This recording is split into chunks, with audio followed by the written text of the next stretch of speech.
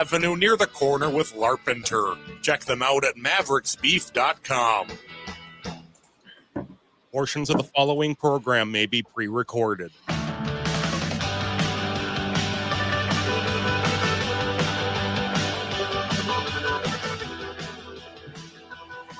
Broadcasting from the studios of AM 950 KTNF, the progressive voice of Minnesota, and airing on WCPT 820, Chicago's Progressive Talk. Welcome to The Gailey Show, the only daily LGBTQ radio news and talk show in the United States. I am your host, John Parker, and no matter where you live, from Key West to Marquette, Michigan, Albany to Portland, we got you. Here in the studio with me today is my executive producer, Jim Pound. Hello. And we're also live streaming on our YouTube channel right now. If you like what we're doing there, subscribe, click the like button, leave us a comment, help us get the word out about The Gailey Show on YouTube and everywhere folks get their podcast. I also want to say on Monday afternoon, I got to have a fantastic opportunity. Ken Schneck, editor of the Buckeye Flame, Ohio's LGBTQ plus newsroom, invited me to join this week's episode of This News Is So Gay. And the panel was amazing. Editor-in-chief of The Advocate, Alex Cooper, and executive director of Queer Kentucky, Missy Spears. So look out for that. It'll come out on Wednesday of this week. This week meaning it will be out on December 3rd, everywhere that you get your podcast. And you can also find out more information at thebuckeyeflame.com. We talked about some national news. We talked about local news to Minnesota and to Kentucky. We talked about some queer joy. We had a little glitter bomb. It's going to be a fun episode. Wow. All right. What is on today's show here at The Gailey Show? Excuse me. 20 minutes after the hour, Dr. Samuel Clues-Hunicke will be joining us. He joins us monthly to unpack politics from a historical perspective, as he is a historian of LGBTQ history, as it intersects with things like fascism. Today, there is a landmark ruling that just came out in Europe regarding marriage equality, so we're going to break that down. Sam is going to help us. Plus AI. Yeah, what is happening with AI? Sam has been really wanting to talk about this particular topic for a few months now, so we're finally going to begin to do that, and I have a feeling this is just going to be part one of a much longer conversation. But up first, December 1st is World AIDS Day. And we're going to talk about this for a couple of reasons. Unfortunately, the headline that should not be the headline right now, but is dominating the news, is that the Trump administration is refusing to recognize World AIDS Day, which is, another inhuman moment in the Trump administration. Yeah. Yeah. It's just right when you think they can't dig themselves any further into a hole, they are going to do that. If there's a hell. Well, and here's the thing though, as I was getting ready for This News Is So Gay though, I wanted to know, like, where were we at with Project 2025? And the Trump administration, of the 15 objectives in Project 2025, 10 of them are already done, completed. They did them. 4 of them are in progress, and 1 of them they haven't started yet. So we're not even to the end of the full year of the administration, which will be in January. But they've already gotten 10%. I mean, not 10%. 10 of the objectives done. 4 in progress. 1 we're still waiting on. I think we'd call that a blitzkrieg in their. But this vernacular. No, it is. It is an everywhere, everything, everywhere, all at once approach. And we should have seen this coming. I mean, there was reporting out of CNN earlier this year, in September, where the Trump administration was already suspending funding for the flagship program. And the flagship program is PEPFAR. It's the United States' President's Emergency Plan for AIDS Relief. And it is crediting with saving over 26 million people and preventing millions of HIV infections, particularly in Africa. And this was a project, a program that was created by George W. Bush. And so everything that we can say about George W. Bush, including the fact that he is an alleged war criminal, and I would absolutely want to see that trial at The Hague, but he did create, to his credit, and still to the what of all of us, he did create PEPFAR, and it has been incredibly effective. Part of the problem is that it was housed under U.S. aid, and because of Elon Musk, U.S. aid doesn't exist anymore.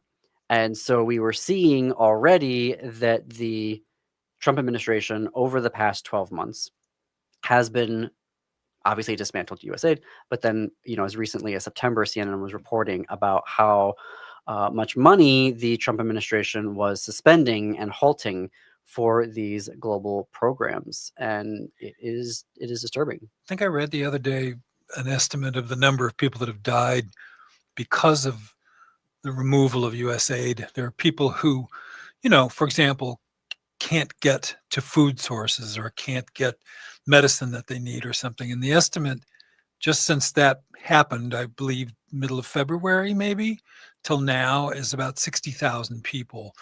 Many of them, most of them, the majority of them, children. So that's Donald Trump's contribution to the world, is that he's killed 60,000 people in other countries, the majority of them children. So those of you that know someone who voted for him, think about that legacy, because that's just in the first 9 months. Well, and they've been very, this is sort of the culmination of saying that we're not even going to recognize World AIDS Day on December 1st, is a culmination of they have been hiding PEPFAR reporting data for months. So when CNN's reporting here, I'm directly citing that. They said that for months prior to September, there were no reports available. The website was just listed as undergoing updates. The 2025 data reports were just listed as TBD. A State Department spokesperson State Department spokesperson told CNN that data collection is ongoing to capture recent updates to programming. And over the last UNAIDS report in April said that among the 70 country offices, 28 had witnessed an end to community-led services due to the U.S.'s funding cuts. Right. So that's the UN, United Nations, their AIDS program and office, reporting that as early as April of this year, so the Trump administration was only there for about 4 months, they had already seen 28 country offices reporting that U.S. provision of services was over. It was done. Right. We're now killing people, not saving people. That's our heritage now. And speaking of UNAIDS, it is not great. I mean, what Trump is doing is in line with a lot of other, unfortunately, authoritarian governments. But basically, they are calling it a global system in shock right now, and that prevention services in particular, globally, have been hit the hardest, with major reductions in access to medicines such as PrEP to prevent HIV. And their UNAIDS is saying that in 2024, there were globally 570 new HIV infections every day among young women and girls aged 15 to 24. 570 new infections every day. Well, when J.D. Vance was asked about, in this country, about millions of people losing their health insurance, he called that immaterial. That was that's his reaction to that. And when we say, authoritarian governments are the one, or those leaning towards authoritarianism, are the ones that are criminalizing LGBTQ people. And we saw in 2025, again, according to UNAIDS, that the number of countries who are criminalizing LGBTQ people rose. This rose for the first time since UNAIDS began monitoring punitive laws back in 2008. So this is not good, to say the least. I do want to mention, though, that they call out Nigeria, Uganda, Cote d'Ivoire, South Africa, and Tanzania. They are all increasing their domestic investment in HIV services. So when we look at what's happening on World AIDS Day, those countries are increasing their funding domestically to prevent HIV and to treat those who are living with it.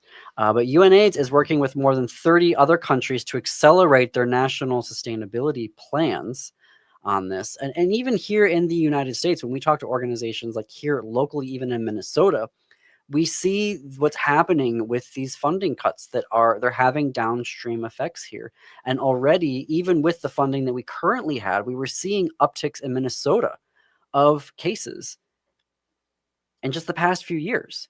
So, this is not the time to be yanking funding and to be, erasing queer people from public life. And it's really, yeah. It is if you're the party of hate. It's absolutely fits the brand, the sick brand. Well, and this is the argument that they were making was, oh, well, you're spending all this money on other people. You're not spending it on me. I'm a farmer, or I'm a, I'm a whatever. And it's like, oh, well, you're not getting that money, and your health insurance premiums are still going up, and food prices went up the highest percentage they've ever done since 2020, right? So inflation, there we go. Electricity prices are going up. Medical debt default is going up. And so you're making life worse. And to your point, Jim, you are creating conditions where people are dying. And you're also not getting any type of benefit either. So, I mean, the ethics of that are just mind-boggling. And I can't even, listening to the reports, or reading the reports rather, or listening to things like on YouTube, whatever, people are still trying to justify their vote or be like, I was lied to. Like, I don't, No. There were 48 million of us, No. whatever the number was, that voted for Kamala Harris and Tim Walz. 75 million. I'm sorry, it was like 48%, that knew this was all going to happen. So how did we have all this information and we were planning for it and all y'all didn't have it? And I'm just the excuse that, oh, well, the media ecosphere that they were living in, they weren't, hearing about it. And I'm like, for them to antagonize us, they must have heard something about it. Yeah. When you look at the attack that they were making, they had to know something about what we were doing to be able to justify the attacks. So obviously, a lot still to cover here as it relates to the fight and the prevention of HIV and AIDS. And you can, look forward, stay tuned here to this space because we will try to continue that coverage.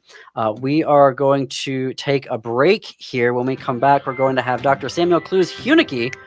We're going to talk about a lot, including a new ruling from Europe regarding marriage equality. And then I'm sure this is just going to be part one of an ongoing conversation about AI, because there is so much to unpack there. You're listening to The Gailey Show on WCPT 820, Chicago's Progressive Talk, and AM 950 Radio, the progressive voice of Minnesota.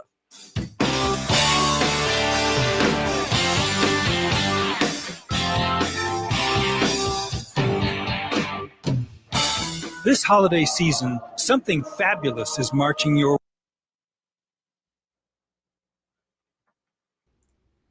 Hey, Sam. Hello. How's the moving going? Good so far. Okay. I asked a personal question. I'm like, wait, no, we're still hot mics on YouTube, so don't feel free. You don't have to answer that. And okay, so we'll start with marriage equality, and then jump over to AI. I got the prompts. Great. Go. So, any questions for us? I don't think so. Yeah. Okay. I'll put the time keys in the chat. Nope. Yeah, we can go.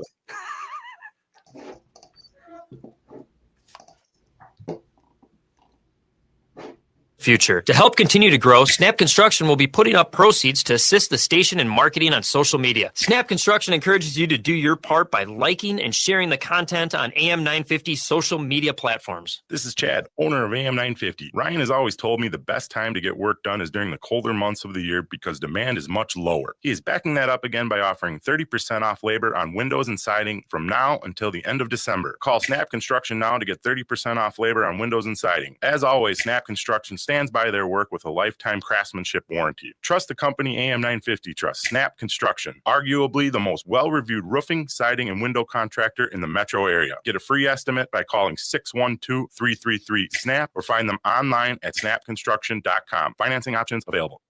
Let Next Chapter Booksellers help you with your holiday shopping. Next Chapter Booksellers has the perfect gift ideas. Books make for easy, thoughtful gifts that are a breeze to wrap and ship. And if you're not sure what book to get, the friendly staff at Next Chapter Booksellers are great at recommendations for any age and taste. Explore their wide selection of puzzles and games for interactive family fun. And if you're still stumped, then try a Next Chapter Booksellers gift card. That's Next Chapter Booksellers in St. Paul, your destination for easy-to-give gifts. Holiday shopping is easy with the Park Tavern. From now until December 31st, stop into the Park Tavern, buy a $100 gift card, you'll receive a $25 Park Tavern gift card for free. You heard that right.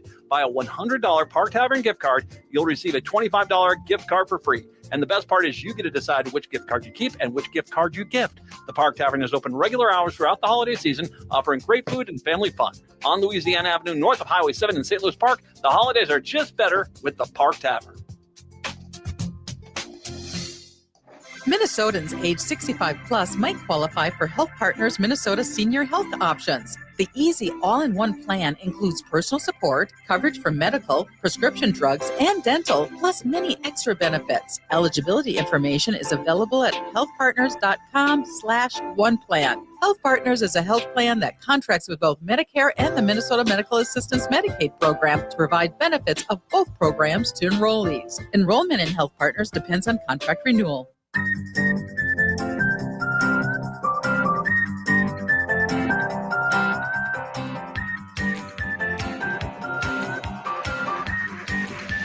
Welcome back to the Gailey Show. I am John Parker. We are coming up on the bottom of the hour. Dr. Samuel Clues-Hunicke is an award-winning associate professor of history at George Mason University, a historian of modern Germany. He is the author of numerous books and articles, including States of Liberation, Gay Men Between Dictatorship and Democracy in Cold War Germany, and A Queer Theory of the State. You can buy his books and learn more about his research at his website, SamuelClues-Hunicke.com. He joins us monthly here on The Gailey Show. We're so lucky to have him and to welcome him back now. Sam, hello. Hi. Thanks for having me back. Okay, so in Europe last week, a pretty big court decision came down regarding marriage equality, and you are a historian of Germany, and I believe by extension Poland, and so this revolved around a Polish case. Can you tell us what it was about and what the verdict was that we got? Yeah, so basically this was a court case about a same-sex couple that had gotten married in Berlin, I believe in 2018, after that country's marriage, in a sort of dramatic, parliamentary show-off, which is its own story. But they'd gotten married there. They then moved back to Poland and requested that their marriage be recognized by the Polish government, where it is currently not legal. The Polish authorities refused. In their own kind of Kim Davis moment. And then that is how we wind up with this court case. It went up to the EU Court of Justice, which is the highest court of the EU. And that court basically said that Poland had to recognize same-sex marriages performed in other EU countries. So this is not the same as saying that Poland itself has to legalize same-sex marriage or has to perform same-sex marriages. However, when EU citizens get married in one state, that marriage then has to be recognized in other EU states. And so this is actually, I think, very similar to where the US was after the Windsor decision, which struck down the Defense of Marriage Act and is essentially mandated that the Constitution's full faith and credit clause also applied to marriage. That if one state had performed a marriage, all of the other states also had to recognize that marriage. So do you happen to know, like, if I am an Austrian citizen, but I think they legalize it there. So if I'm a Polish citizen, can I just go, do I have to be a resident of another country? Can I just go over to Germany or to Sweden or to France, get married, and then come back in and say, hey, Poland, you've got to recognize this now? Or do I need to establish any type of residency within those countries before they will perform a marriage for me? So I'm not a lawyer, so obviously take anything I say with a grain of salt. However, my understanding is in general, you don't have to be a citizen or a resident to get married somewhere. I mean, this is very similar to how in the US people go to Las Vegas to get married, right? It's very easy to travel somewhere to get married. The sort of catch to this, and again, I'm not a lawyer, but my understanding is it's very difficult actually to get a divorce. So it's very easy to go somewhere and get married. However, if there is not an established divorce procedure in your state or country, that becomes very difficult, because I think in general you can only get divorced in a state or municipality that you are a resident of. And so this was an issue that cropped up in the US during the era between Windsor and Obergefell, where, say, I don't know, Kentucky couple might go to New York, get married there, travel back to Kentucky, continue living there. A few years later, the marriage dissolves. They want to get divorced. However, Kentucky doesn't have laws to deal with this. They can't go back to New York because they aren't domiciled there. And so that creates a whole kind of thicket of problems. And again, I don't know all the ins and outs of EU law when it comes to this, but I could imagine that some of these couples might face a similar conundrum when and if they decide to get divorced. I've heard arguments that situation, that patchwork situation, was one of the reasons that led to Obergefell. That it was like, okay, we're all basically doing it anyway. If someone in Texas goes get married in Chicago and then comes back down to Texas, they're having to recognize it. They're having to do it. What is your assessment of that particular argument? Like, could we see that playing out in Europe now, where all the countries that are holding out would have to just start doing it, and like 5 years from now they have their own Obergefell moment? That's an interesting question. I think there are plenty of areas in our country where federalism creates all kinds of knotty problems that, would be very easily solved by simply imposing a national standard. And yet the federal government or the Supreme Court declines to do so. So I don't know the thinking of Justice Kennedy specifically on this issue. I don't know whether or not that was sort of weighed particularly heavily in the court's decision. I will say in Europe, I think the EU High Court has probably a lot less authority than our Supreme Court to sort of dictate what goes on in the member states of the EU. And so I think there's even still this kind of open question about, well, will Poland's government, will Poland's court systems recognize this ruling by the EU, right? I mean, there's constantly this sort of tension within the EU about just how much authority the EU kind of central commission and government and parliament and court system actually have over the member states, and how far those member states can push against EU directives before their funding, for instance, gets cut off. Hungary, I think, has sort of taken this to the furthest extreme. Not just in going after queer minorities, but in sort of eroding the rule of law and democracy in Hungary. Poland has been another one of the kind of worst offenders on this score. And so I could imagine a scenario where the EU High Court might recognize a kind of universal right to marriage that would mean marriage equality across the bloc, and individual member states refusing to implement that. Mm-hmm.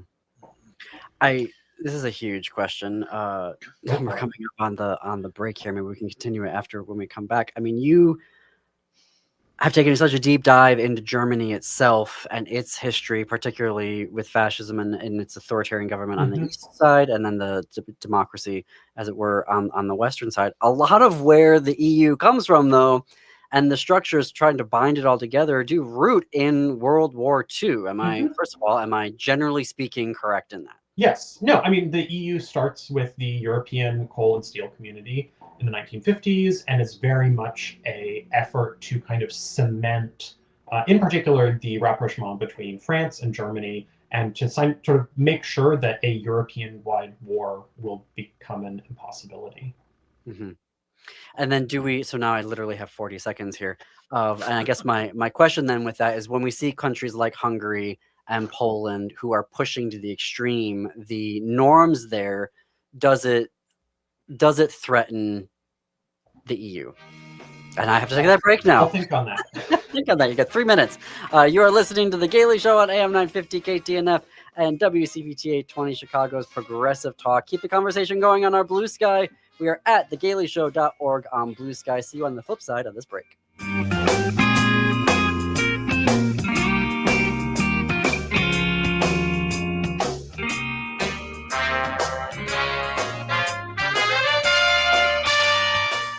Hey, Minnesota, it's Brad Friedman, host of the Bradcast. We'll expose all the latest schemes, frauds, and more. Weeknights at 7 on AM 950. Hey, this is John Parker at Rainbow Road in Minneapolis. The holidays are coming up, and you can buy a limited selection of official Tom of Finland swimwear, tanks, and underwear for that special someone or for yourself.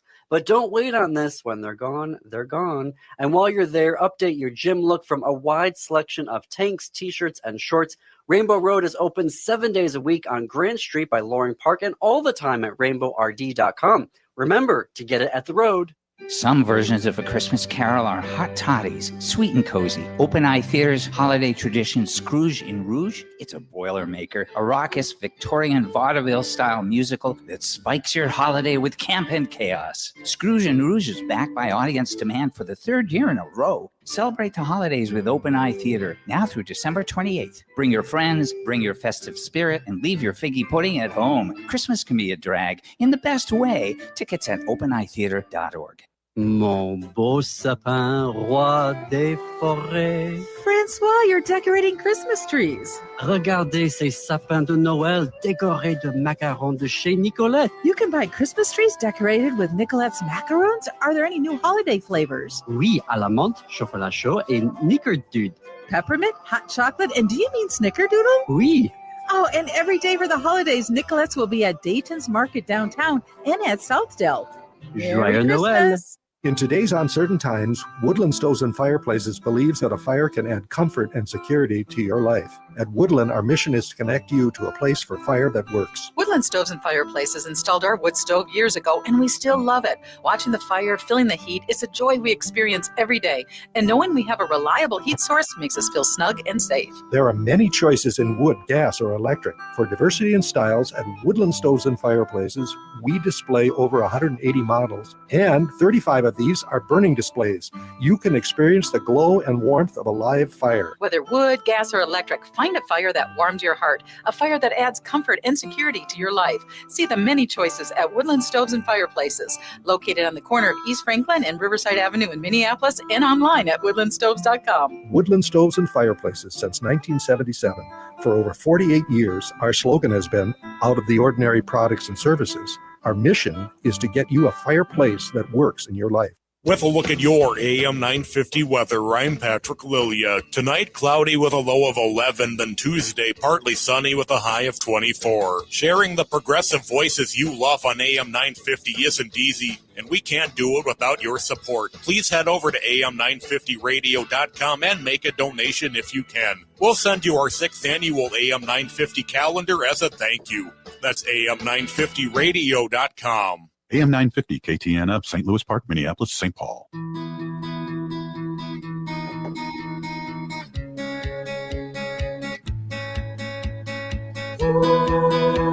Coming to you from the studios of AM 950 KTNF, the progressive voice of Minnesota, and airing on WCPT 820, Chicago's Progressive Talk. Welcome back to the Gailey Show. I'm John Parker. It is 33 minutes after the hour. A historian of modern Germany, Dr. Samuel Kluse-Hünicke is the author of States of Liberation, Gay Men Between Dictatorship and Democracy in Cold War Germany, and A Queer Theory of the State. He joins us monthly here on the Gailey Show. In the break, Jim, executive producer, was like, why do you ask such huge questions?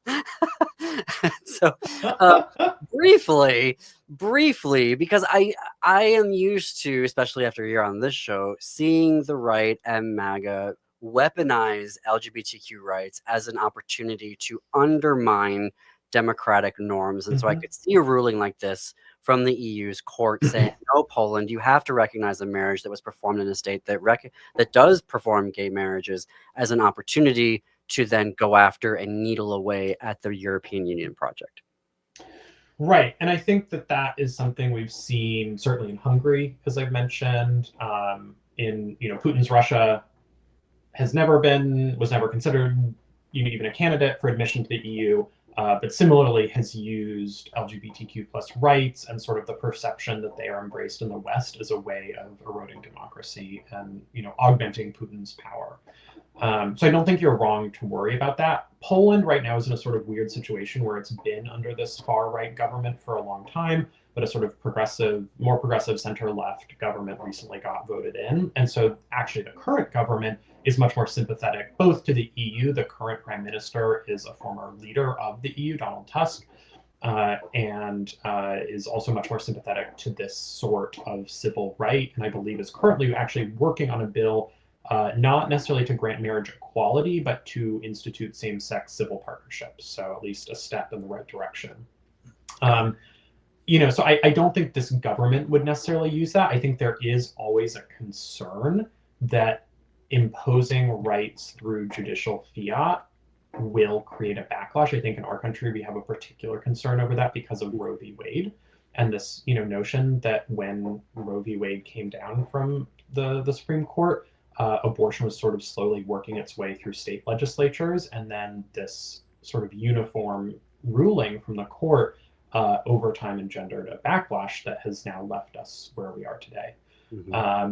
I really am, on that issue, I'm sort of two minds, and that I think we could spend all day talking about this, right? On the one hand, if a right is a right, then a court should recognize it. On the other hand, I think there is something to be said for the kind of democratic legitimacy of having people's elected representatives sort of acknowledge that right and enshrine it in law.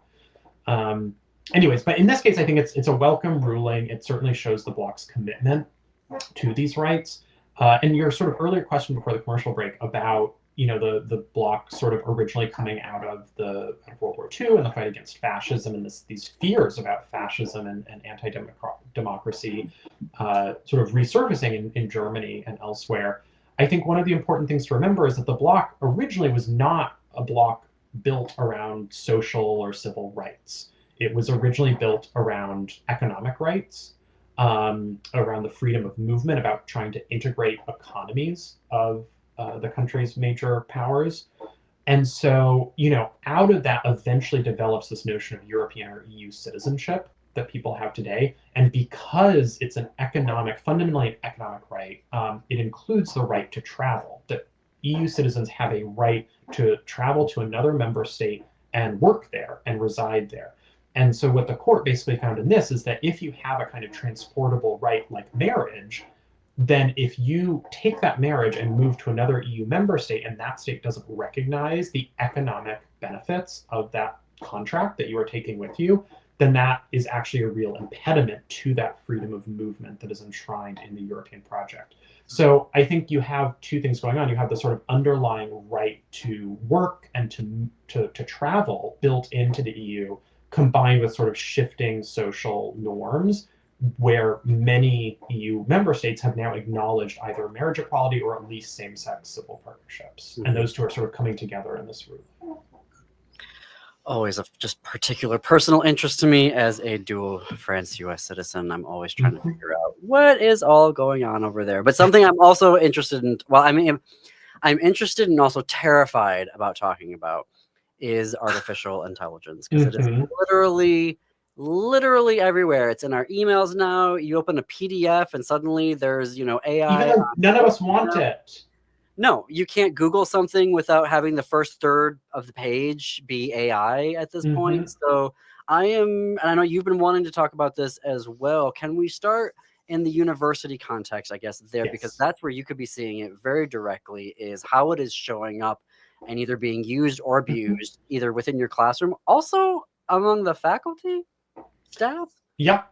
So, oh God, there's, I will say that I have been largely untouched by AI thus far in my professional career, and I'm very happy to report that. That said, I think overarchingly what we see are some faculty, along with university administrators, and then, in the culture more broadly, the owners and CEOs and so forth of these AI companies, and many politicians rushing to embrace it, that they can't embrace it fast enough. And that's why we're having it shoved down our throats in ways that are largely unhelpful, that people don't want, that people have pointed out are incredibly error prone. There are universities now that are trying to integrate AI into their curricula and do it in a kind of systematic way. Again, I'm not intimately familiar with all of these universities, but my sense, both as a faculty member and being on social media and reading the news and so forth, is that this is largely being done without faculty input, without faculty buy-in, over faculty protest. My own university, George Mason, has not done that, but did this year launch a native AI platform. Again, I personally know of no one who has been asking for this. We have a sort of chief AI officer now for the university. Yeah. And I think that that's a real contrast with how teaching is now changing, where we are sort of going back to the 19th century in terms of how we're teaching. And in some ways, I actually find this development really welcome, that I have had to knuckle down and think, what is it I'm actually trying to get my students to do? What is it I'm actually trying to teach them? What is actually the benefit of the kind of liberal arts education that I'm trying to give my students? And how do I accomplish that in the age of AI? So this semester, I went back to in-class exams. That means students actually have to do the reading. They actually have to study for the exam. They have to show up to class and do the work. And there's not a lot of places to hide, unlike the kind of essays that I've given in the past and that I think had become kind of the standard in a humanities education, where they're actually, with these essays, even before AI, there's a lot more room to fudge and to sort of hand wave and, BS. And these essays were always, especially at the undergrad level, very frustrating to grade, because you would have some students who really shone, who were beautiful writers, who would write something really original and sparkling. And then you'd have some students who were just producing terrible work, but most students were producing passable work, but that was not particularly interesting to read, and that was sort of blobby in terms of how it was structured. And so actually going back to these tests has, I think, meant the students are getting a lot more out of the class, and that I actually much more enjoy grading them. And I find that what they're producing is much more interesting and sort of worthwhile. Of course, that is then responding to the last couple of years where these essays that I was assigning, I would always get some that were clearly either AI written or AI edited, or really the worst were essays where, maybe it was written or not written by AI, but the ideas had come from AI. And you could tell this because they would get important facts wrong, where if a human who had been paying attention in class had written this, there's no way that they would have at least so confidently gotten this information incorrect. And, I have to say, as a teacher, those moments were incredibly disheartening to go through. And the worst was when I had, the rare occasion of a graduate student, a master's or a PhD even student using AI. And sort of almost feeling like, what are you doing that you have somehow wound up in a graduate history program, and you still want to offload your thinking to this, black box plagiarism machine?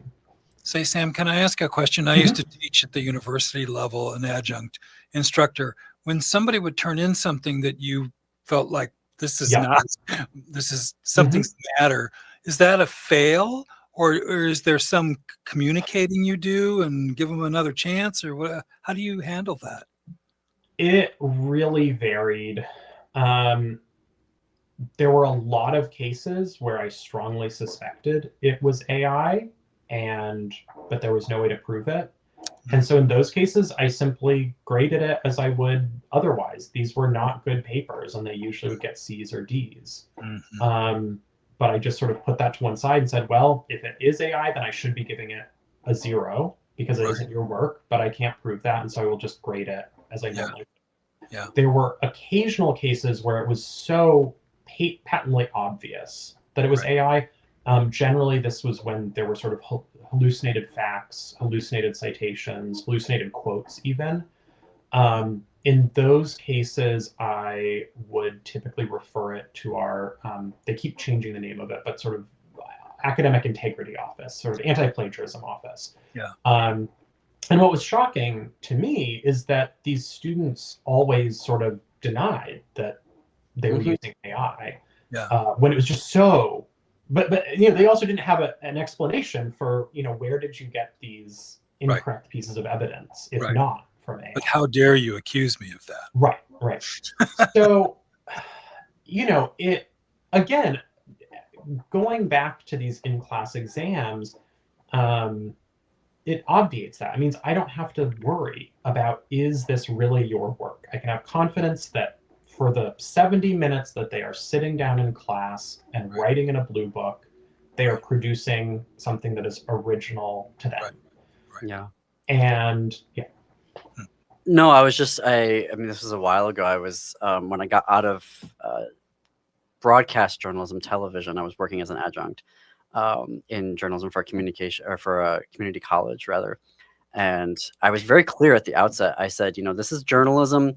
You plagiarize something, you're done. And I'm like, I know there are other teachers that will fail you for the thing. I'm failing you for the course. And I checked and they were like, you can do that. The dean was like, if you want to do that. And I'm like, they're like, it's an extreme option. It's nuclear. And I said, yeah, but it's a nuclear thing. If you do that for your career, you'll just be done. If you can't handle an undergrad course, there's no career path for you. And what you're reminding me of was that I was also very clear with them. I'm like, I know you're writing because we did everything in class. We took a day for headline writing and we did it all in class. We did nut graphs. We did them all in class. We did the vertical or the inverted triangle. We did it all in class. So I knew their writing. By the time we got to the final piece, which was, I want you all to go out in the world and you pick a topic, you write me a feature article, you bring it back in. And, the couple of students that were, how did you know? Back then it was easy because you could just dump it into, one of the Turnitins or, Google, and immediately you could find the article and be like, here's the link, here's your thing. Obviously, now because it's all generative, it's, to your point, how do you prove it? It has to be demonstrably false about that. I think the thing that gets me, though, is that you have higher ed folks that are saying, well, no, they shouldn't be using AI in the classroom, but they're using it in student affairs. They're using it in the finance office. They're using it in the president's office. There's I don't even want to say these three words together, chief AI officer. I feel the bile coming up in the back of my throat. It is so... Well, and there are some faculty that I don't know personally, but I have read about who are using it to grade, to come up with assignments, even incorporating it into their scholarship. And I don't know. I think I need to take a break. I need to take a break on that one. I gotta take a. Oh my God, no. Okay, you're listening to the AI-free Gailey Show on AM 950 Radio. KTNF and WCPT 820, Chicago's Progressive Talk. More with Dr. Samuel Kluse-Hunicke when we come back.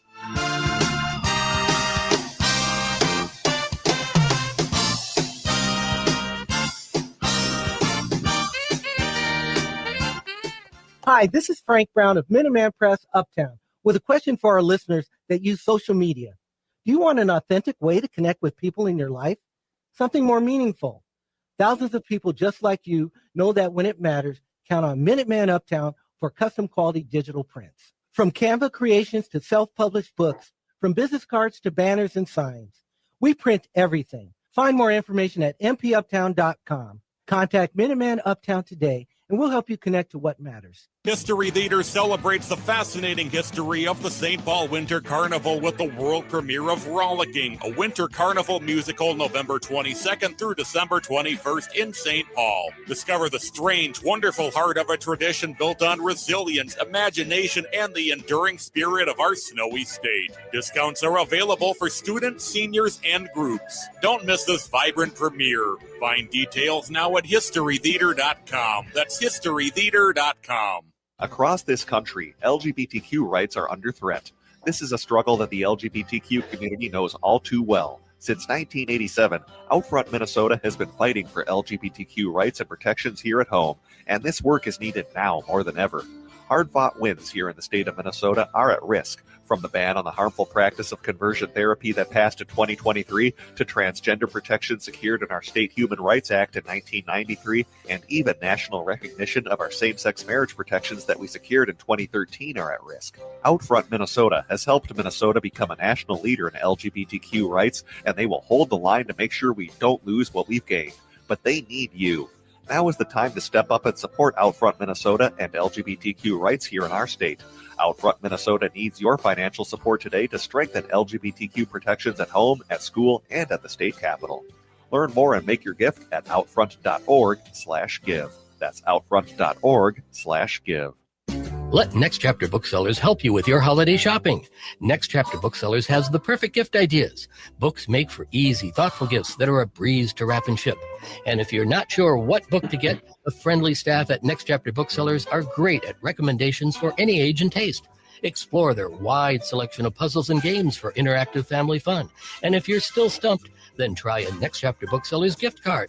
That's Next Chapter Booksellers in St. Paul, your destination for easy-to-give gifts. Je te dis joyeux Noël, tu me dis joyeux Noël. Hey, Francois, look at those pretty gifts. Oui, j'ai commandé des macarons sur nicoletsmacarons.com. You ordered these macarons at nicoletsmacarons.com? That's great because they ship throughout the country. Oui, et ils ont même mis le logo de mon entreprise sur les macarons. And they put your company logo on the macaroons. Et voilà un cadeau pour toi. A box for me? Thank you, Francois. And I have a gift for you from nicoletsmacaroons.com. Joyeux Noël!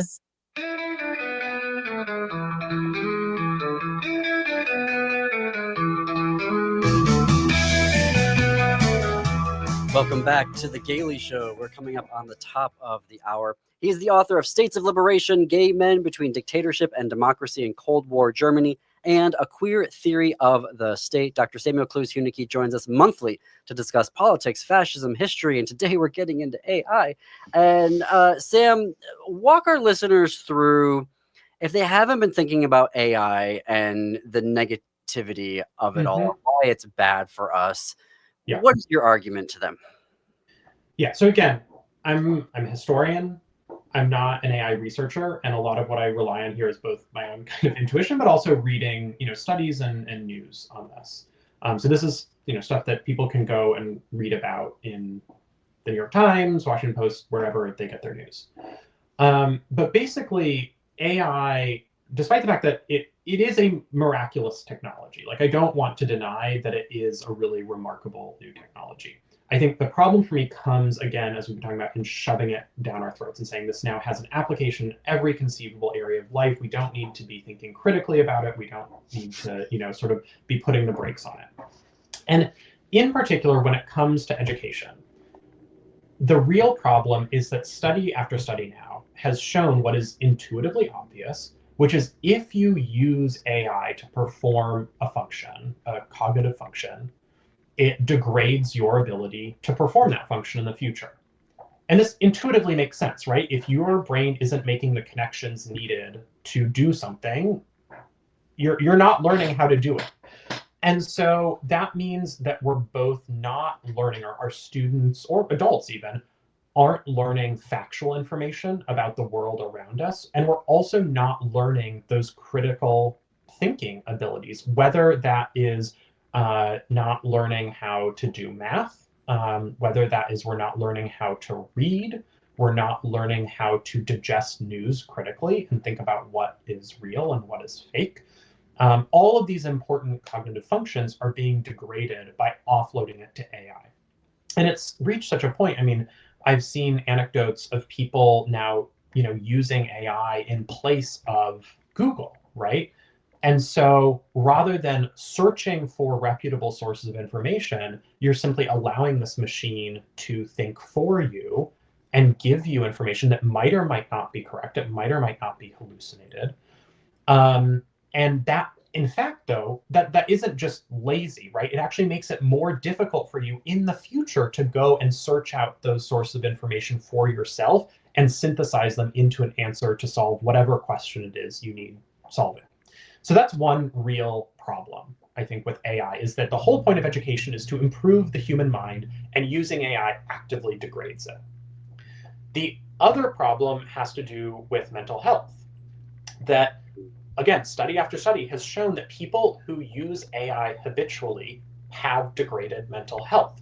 And this is both really extreme anecdotes in the news about people who have used AI, oftentimes using it as a sort of substitute therapist, which can get us into a whole conversation about the cost of therapy and mental health treatment, which is a different question, but who are using AI, and the AI will encourage them to self-harm, right? So that's really extreme examples, but even in less extreme examples, you have people who go down sort of delusional rabbit holes, who cut off contact with friends or even family because of AI.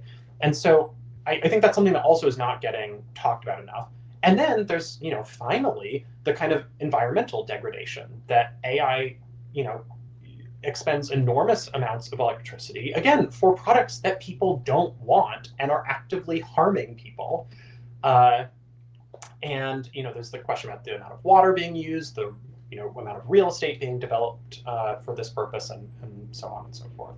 The one thing that seems to be gaining traction, though, is the legal argument that you've taken people's truly created creativity and you've put it into this meat grinder and created this slop out of it, and never compensated the people that did the original thinking to begin with. And I feel like there is legal progress in publishing and in other broadcasting, entertainment, and other areas where they're starting to make some gains, saying these AI people are going to have to pay for what they've stolen, what they've used, without paying for the rights to it. Yes. It is plagiarism, right? And it's sort of striking as a child of the 90s and early 2000s to have grown up with all these stories about the feds, about federal prosecutors going after individuals who pirated music, who there was the one case of the kid who downloaded all these articles from JSTOR, academic articles, and then I believe wound up killing himself after being pressed with federal charges.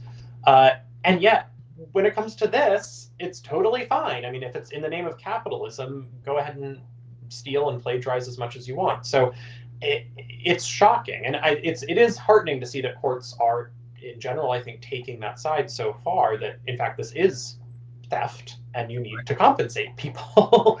But there's, on the creative side, I was on a webinar about 1.5 years ago for podcasters, and they were like, oh, there's this whole new technology. Just take, because once you get enough episodes, you can dump the audio files into this AI service.